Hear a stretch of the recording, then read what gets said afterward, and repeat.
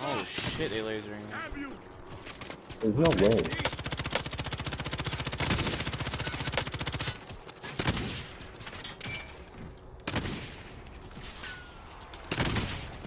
Oh, I hit one.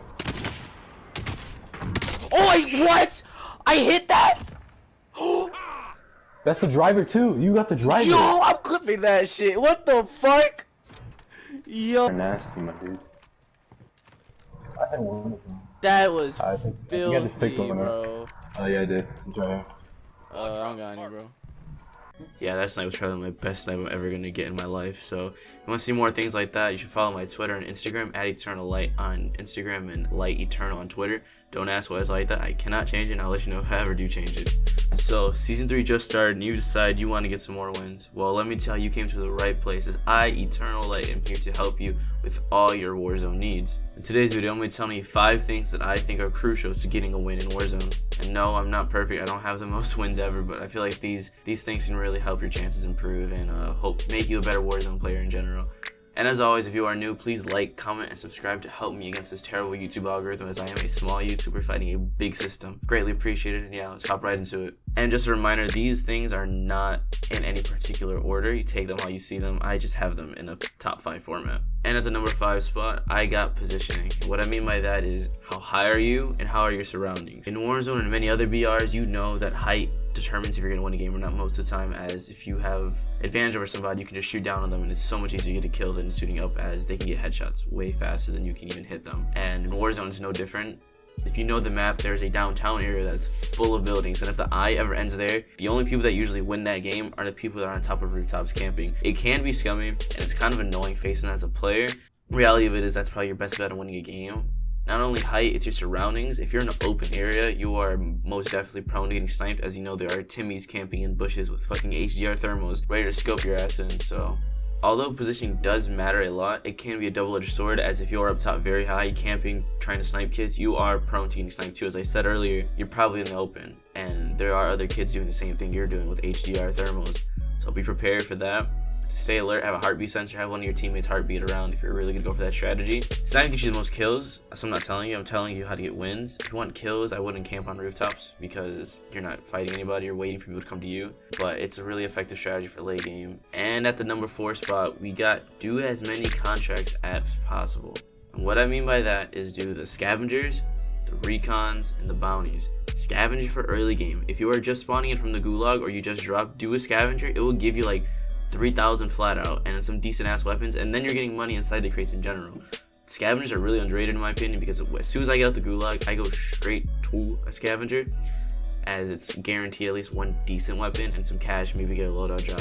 And then recons, those are good for mid game when you're trying to, position yourself. It tells you where the next eye is every time you do one. So hypothetically, you can know where the game's gonna end. Although that can be a scammy or scummy thing to do, hiding in the last circle on top of a building with your HDR thermal, it's an effective strategy nonetheless, as you have advantage over everybody else. Now, the con to doing all those recons is that every time you do one, there's going to be a yellow flash that pops up as soon as you're doing it, and that can be a dead giveaway for somewhere you are, and you get a notification when someone's doing a recon near you. So there are cons to doing it, but the likelihood of someone trying to hunt you because they see the recon is about a 50-50 chance. I think it's a really good strategy to go for that if you want to really get the win. Like I said, if you're not worried about kills and going straight for wins, doing recons, camping in the last circle is probably your best bet to get the win. Bounties are probably the best all-around contract, as it's good for early game, mid game, or late game. Early game, if you want to know if there's anybody near you, because most likely the bounty is going to pick up the nearest person. And mid game for when you're trying to just run around, get cash, probably fuck around, kill some people. And late game, so you know where the last people are. It's really underrated in my opinion. If you're an aggressive player, you're going to love the bounty. But if you're a more passive player, take the recon route, I guess. And if you're just spawning in, do the scavenger. And they give you hella cash too. Every time you do, you get like a 10% boost on each one. It's really good. So now that you've done all your contracts, you have hella cash, you already bought a loadout drop, what do you do now? That leads us to number 3 spot, use your cash in the buy station. The buy station is probably one of my favorite features inside of Warzone, as it can change the game immediately. You get 3 UAVs, that turns into an advanced UAV, so I suggest you and your team do that. Even just having UAV in general is really good in Warzone, unless they're running Ghost. The thing about Ghost is, it doesn't hide from advanced UAVs, so if you get 3 of them, you can still see them even if they have Ghost. Precision airstrikes come in clutch late game. I don't know how many times I've died final circle or one of the final circuits from a fucking precision airstrike or clutch strike. It's honestly embarrassing at this point. It's really bad. I should probably get better.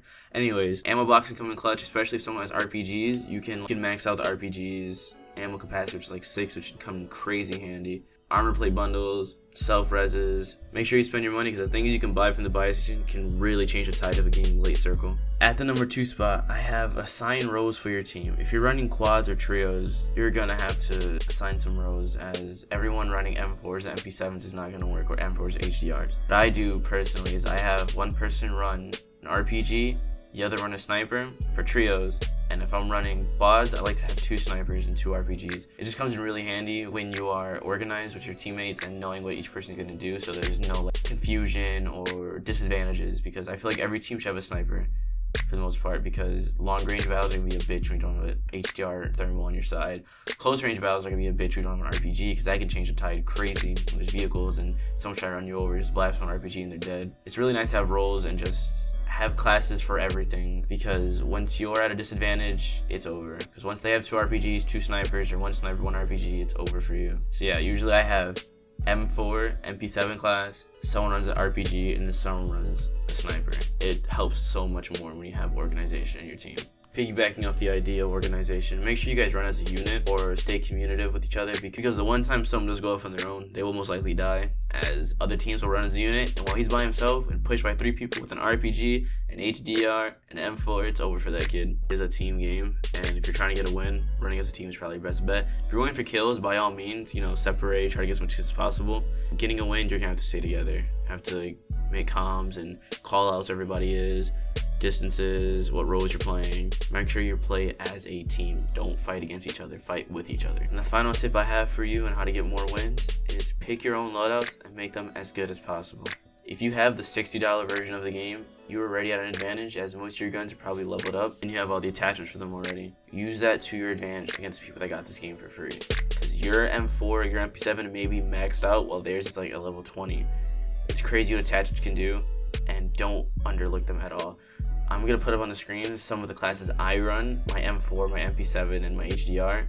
Run those, let me know how you like them, and try to tweak them on your own. Use your own shit. Whatever makes you feel comfortable, use it. When you have your own class, competing against kids that are using basic classes or basic base guns, you will win a gunfight. That can determine a gunfight right then and there.